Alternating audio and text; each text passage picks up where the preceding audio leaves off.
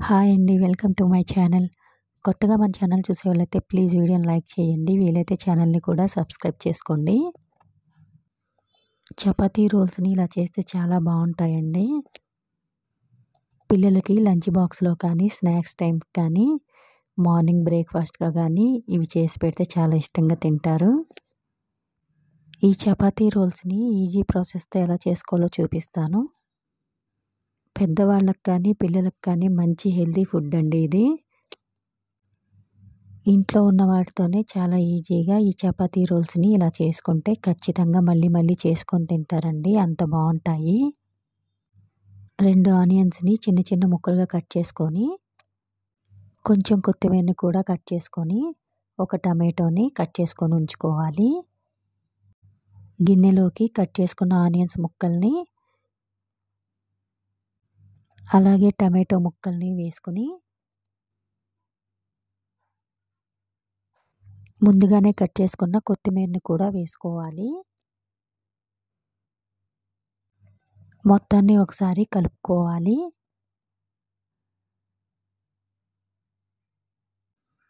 ఆ తరువాత చీజ్‌ని తీసుకోవాలి.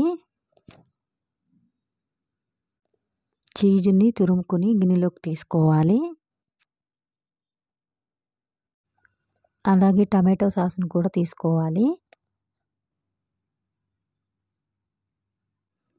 మరొకసారి ఇంగ్రీడియెంట్స్ మళ్ళీ చూపిస్తున్నాను. తురుముకున్న చీజు, టమాటో సాసు, కట్ చేసుకున్న ఆనియన్ ముక్కలు,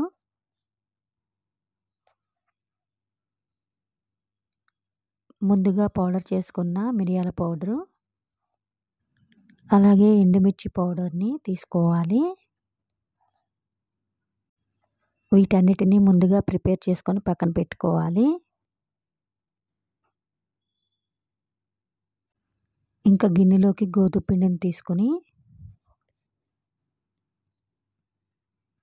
రుచికి సరిపడా సాల్ట్ వేసుకొని,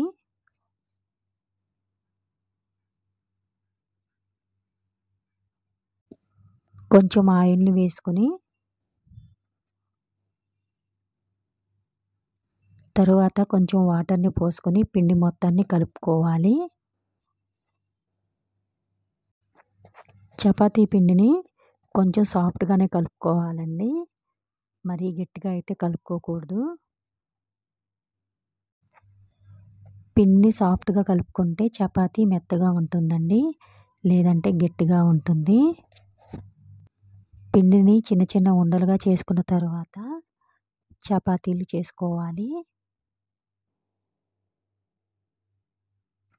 మనకి ఎన్ని రోల్స్ కావాలో అన్ని చపాతీలు చేసుకొని ప్లేట్‌లోకి పెట్టుకోవాలి.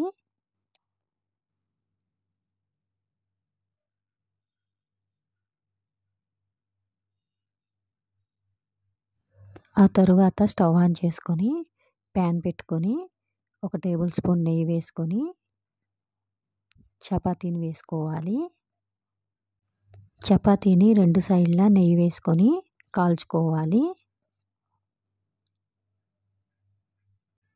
మంటని సిమ్‌లో పెట్టుకొని చపాతీలని వేయించాలి.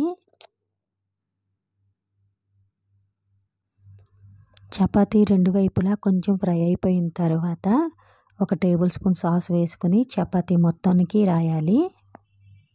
టమాటో సాస్‌ని చపాతీ మొత్తానికి రాసిన తర్వాత కట్ చేసుకున్న ఆనియన్స్ ముక్కల్ని వేసి, ఎండుమిర్చి పౌడర్‌ని వేసి, మిరియాల పౌడర్‌ని కూడా వేసి, ముందుగా తురుము పెట్టుకున్న చీజ్‌ని కూడా వేసుకోవాలి. ఇలా వేసుకున్న తర్వాత చపాతీని ఫోల్డ్ చేయాలి. ఇలానే అన్ని రోల్స్‌ని చేసుకోవాలండి. ఇలా ఫోల్డ్ అయిన చపాతీ రోల్స్‌ని ప్లేట్‌లోకి తీసుకోవాలి.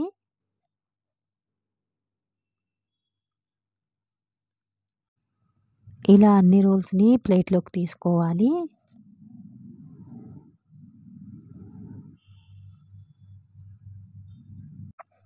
పిల్లలు ఎక్కువగా మయోనీస్‌తో కానీ, సాస్‌తో కానీ ఈ చపాతీలని ఎక్కువగా తింటా ఉంటారు. అలా తింటే చాలా బాగుంటుంది. ఇది మంచి హెల్తీ ఫుడ్ అండి. పిల్లలకైనా పెద్దవాళ్ళకైనా. పిల్లలు అడిగినప్పుడు ఎప్పుడు చపాతీలే కాకుండా ఇలా వెరైటీగా ట్రై చేయండి, చాలా బాగుంటుంది. మీరు కనుక ఇలా ట్రై చేస్తే ఖచ్చితంగా మళ్ళీ మళ్ళీ చేసుకుంటారండి, అంత బాగుంటుంది.